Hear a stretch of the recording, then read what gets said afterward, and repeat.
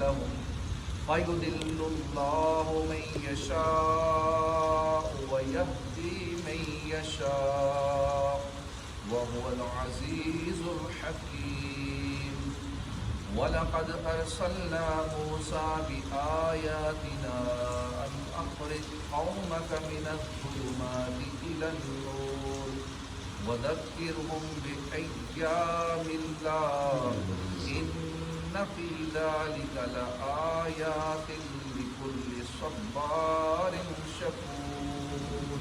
اللہ کے نام سے جو نہایت مہربان رحمت والا۔ وَمَا أَرْسَلْنَا، اور ہم نے نہیں بھیجا من رسول، کوئی رسول، الا بلسان قومہ، مگر اس کی قوم کی زبان کے ساتھ، لیبین لہم، تاکہ وہ واضح طور پر بتا دے، لہم، ان کو، فیضل اللہ، پھر گمراہ کرتا ہے اللہ، من یشاء، جسے چاہتا ہے، ویہدی من یشاء، اور ہدایت دیتا ہے جسے چاہتا ہے، وَهُوَ الْعَزِيزُ الْحَكِيمُ، وہی عزت والا، غلبے والا، حکمت والا۔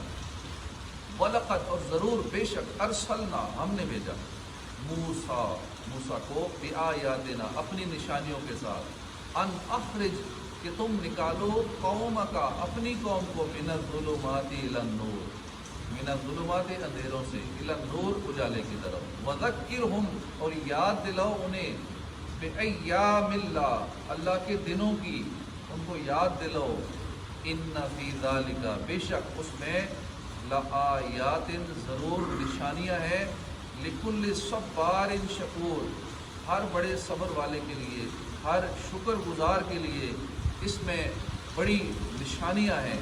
ترجمہ کنز الرحمن۔ اور ہم نے ہر رسول کو اس کی قوم کی زبان کے ساتھ بھیجا کہ وہ انہیں واضح کر کے بتا دے، پھر اللہ گمراہ کرتا ہے جسے چاہتا ہے، راہ دکھاتا ہے جسے چاہتا ہے، وہی عزت والا، حکمت والا ہے۔ یعنی اے حبیب صلی اللہ علیہ وسلم، ہم نے آپ سے پہلے گزشتہ امتوں میں جتنے رسول بھیجے وہ ان لوگوں کی زبان میں ہی کلام کرتے تھے، تاکہ انہیں جو احکامات دیے گئے وہ ترجمے کے بغیر ہی آسانی سے جلدی سمجھ جائیں اور ان احکامات کے مطابق عمل کر سکیں۔ آیت میں مذکور لفظ رسول میں حضور انور صلی اللہ علیہ وسلم اور ان کے علاوہ تمام انبیاء و مرسلین علیہ السلام داخل ہیں، یعنی ہر رسول کو اس کی قوم کی زبان کے ساتھ مبعوث فرمایا۔ قرآن مجید کو صرف عربی زبان میں کیوں نازل کیا گیا؟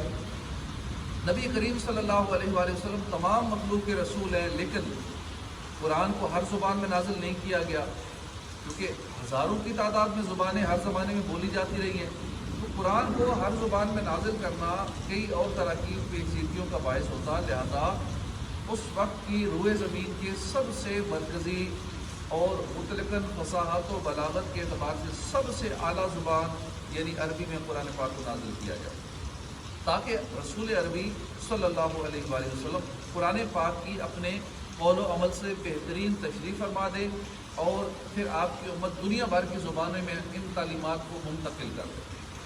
فَيُضِلُّ اللَّهُ مَن يَشَاءُ، پھر اللہ گمراہ کرتا ہے جسے چاہتا ہے، یعنی رسول کی ذمہ داری صرف تبلیغ کر دینا ہے، صرف پہنچا دینا ہے۔ تبلیغ کا مطلب ہی یہی بنتا ہے کہ پہنچا دینا، آگے کو بات بتا دینا، جبکہ ہدایت دینا یا گمراہ کرنا یہ اللہ کے ذمہ ہے، اور اللہ تعالیٰ جسے چاہے ہدایت دیتا ہے، جسے چاہے گمراہ کرتا ہے، وہی غالب ہے، اس پر کوئی غالب نہیں ہو سکتا، وہی اپنے کاموں میں حکمت والا ہے۔ وَلَقَدْ أَرْسَلْنَا مُوسَىٰ بِآيَاتِنَا، اور بے شک ہم نے موسیٰ کو اپنی نشانیاں دے کر بھیجا کہ اپنی قوم کو اندھیروں سے اجالے میں لاؤ، ان اخرج قومک، قوم کو لاؤ، نکالو، قومک من الظلمات الی النور، ظلمات سے، اندھیروں سے، الی النور، اجالے کی طرف، وذکرہم بایام اللہ، اور اللہ کے دنوں کی کو یاد دلاؤ، اللہ کے ایام کی کو یاد دلاؤ۔ بے شک اس میں ہر بڑے صبر کرنے والے شکر گزار کے لیے نشانیاں ہیں۔ ان فی ذلک لآیات لکل صبار شکور، بے شک اس میں ہر صبر والے کے لیے، شکر گزار کے لیے نشانیاں ہیں۔ اس سے پہلی آیت میں اللہ تعالیٰ نے ارشاد فرمایا کہ اللہ نے رسول کریم صلی اللہ علیہ وآلہ وسلم کو لوگوں کی طرف اس لیے بھیجا تاکہ آپ ان کو اندھیروں سے روشنی کی طرف نکال لائیں۔ اس کے بعد اللہ تعالیٰ نے ان انعامات کا ذکر فرمایا جو نبی کریم صلی اللہ علیہ وسلم اور ان کی قوم کو عطا فرمائے تھے۔ اور اس آیت میں اللہ تعالیٰ نے گزشتہ انبیاء کرام کا ذکر فرمایا کہ جب اللہ نے انہیں ان کی قوموں کی طرف بھیجا تو ان لوگوں نے اپنے نبیوں اور رسولوں کے ساتھ کیسا معاملہ کیا تاکہ رسول کریم صلی اللہ علیہ وآلہ وسلم اپنی قوم کی طرف سے پہنچنے والی اذیتوں پر صبر فرمائیں اور انہیں یہ بتا دیا جائے کہ سابقہ انبیاء کرام اور ان کی قوموں کے درمیان کس قسم کے معاملات ہوئے۔ اسی سلسلے میں اللہ نے بعض انبیاء کرام کے واقعات بیان فرمائے اور ان میں سب سے پہلے موسیٰ علیہ السلام کا واقعہ بیان فرمایا۔ یاد رہے کہ آیت میں مذکور نشانیوں سے وہ معجزات مراد ہیں جو حضرت موسیٰ علیہ السلام کو عطا کیے تھے، جیسے عصا کا سام بن جانا، اسی طرح ہاتھ کا روشن ہو جانا، دریا کا پھٹ جانا وغیرہ۔ ان اخرج قومک من الظلمات الی النور، قوم کو اندھیروں سے اجالے کی طرف لائے۔ اس سے یہ بتانا مقصود ہے کہ تمام انبیاء کرام علیہ السلام کی بعثت کا مقصد ایک ہی تھا۔ جتنے نبی آئے ان کے آنے کا مقصد ایک ہی تھا، لوگوں کو اندھیرے کی طرف سے اجالے کی طرف لانا، ایمان کی روشنی کی طرف لانے کی کوشش کرنا، ہدایت کی طرف لانے کی کوشش کرنا۔ وذکرہم بایام اللہ، اور انہیں اللہ کے دنوں کی یاد دلانا۔ قاموس میں ہے کہ اللہ کے دنوں سے اللہ کی نعمتیں مراد ہیں۔ حضرت عبداللہ بن عباس، حضرت ابی بن کعب، امام مجاہد، حضرت قتادہ نے بھی ایام اللہ کی تفسیر میں اللہ کی نعمتیں فرمائی ہیں۔ مقاتل کا قول ہے کہ ایام اللہ سے وہ بڑے بڑے واقعات مراد ہیں جو اللہ کے حکم سے واقع ہوئے۔ بعض مفسرین نے فرمایا کہ ایام اللہ سے وہ دن مراد ہیں جن میں اللہ نے اپنے بندوں پر انعام کیا، جیسے بنی اسرائیل پر من و سلوہ اترا، کتنا بڑا انعام تھا کہ آسمان سے کھانا نازل ہو جائے تو کتنی موج لگ جاتی ہے۔ وہ کھانا ٹیسٹی قسم کا کھانا جو خراب بھی نہ ہو اور اس میں بھنے ہوئے پرندے بھی ہوں اور طرح طرح کا کھانا، من و سلوہ، کتنی بڑی اللہ کی نعمت، نہ پکانا پڑتا ہے نہ کمانا پڑتا ہے، کتنی اللہ کی بڑی نعمت ہے۔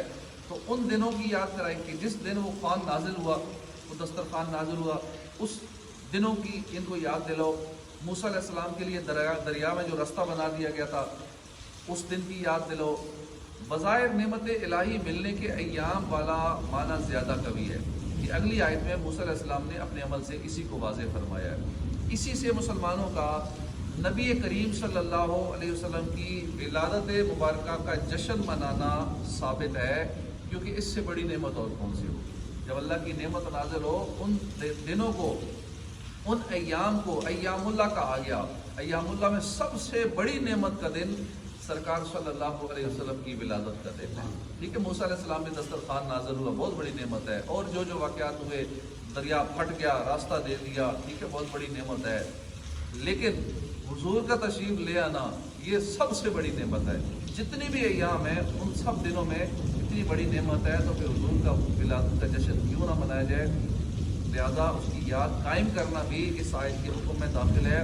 اسی طرح اور بزرگوں پر جو اللہ کی نعمتیں ہوئیں یا جن ایام میں عظیم واقعات پیش آئے ان کی یادگاریں قائم کرنا بھی اللہ کے دن یاد دلانے میں داخل ہے۔ وذکرہم بایام اللہ، ان کو اللہ کے دن یاد دلاؤ۔ بے شک اس میں ہر صبر والے کے لیے، بڑے صبر والے کے لیے، شکر گزار کے لیے نشانی ہے۔ یعنی بے شک ان ایام اللہ میں ہر اس شخص کے لیے اللہ کی عظمت، قدرت، وحدانیت پر دلالت کرنے والی نشانیاں ہیں جو اللہ کی اطاعت اور مصیبتوں پر بڑا صبر کرنے والا ہے، اللہ کی نعمتوں پر شکر کرنے والا ہے۔ اب مسلمانوں کو صبر کی اور شکر کی نصیحت کی گئی ہے۔ امام فخر الدین رازی فرماتے ہیں کہ اس آیت میں اس بات پر تنبیہ کی گئی ہے کہ ہر مسلمان پر لازم ہے کہ اگر زندگی میں ایسا وقت آئے جو اس کی طبیعت کے مطابق، اس کے ارادے کے موافق ہو، تو اسے چاہیے اللہ کا شکر ادا کرے۔ خوشی ملے اللہ کا شکر ادا کرے، مال و دولت ملا، دیگر خوشی ملی، صحت ملی، اور کوئی خوشی ملی تو شکر ادا کرے۔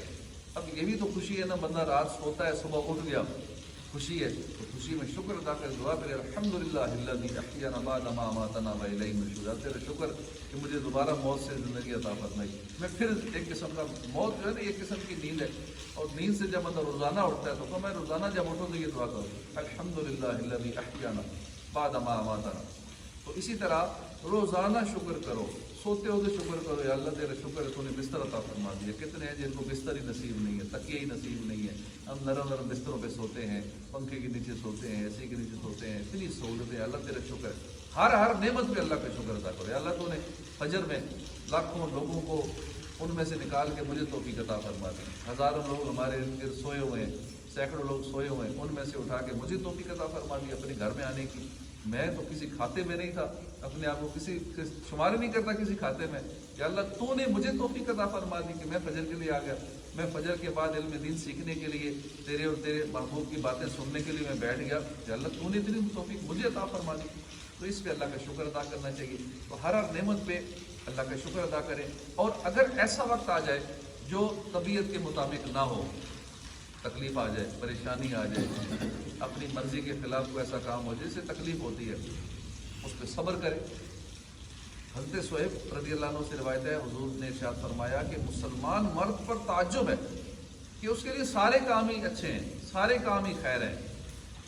कैसे कि हर बात मोमिन मर्द के सिवा किसी को हासिल नहीं होती। ये बात जो खैर वाली किसी और को हासिल नहीं होती मोमिन के अलावा। काफिर को ये हासिल नहीं है कि मोमिन को राहत पहुंचे, शुक्र अदा करता है, लिहाजा ये भी उसके लिए राहत है, खैर है। तकलीफ पहुंचती है, सब्र करता है, ये भी उसके लिए खैर है। शुक्र करेगा तो भी सवाब मिलेगा, मुसीबत पे सब्र करेगा तो भी सवाब मिलेगा। अल्लाह ताला हमें आफियत अता फरमाए, और अगर कोई तकलीफ पहुंचे तो उस पर सब्र करने की तौफीक अता फरमाए। जब राहत मिले तो राहत पे अल्लाह पाक हमें, तकलीफ पे सब्र की तौफीक अता फरमाए, राहत में अल्लाह पाक हमें शुक्र गुजार बंदा बनाए। शुक्र करने से नेमतें और बढ़ जाती हैं। लाइन शकरतुम लअज़ीदन्नकुम, शुक्र करोगे तो अल्लाह पाक तुम्हें और अता फरमाएगा। इसलिए शुक्र करने से नेमतें बढ़ जाती हैं, नेमतों में इजाफा हो जाता है। सदक़ल्लाह।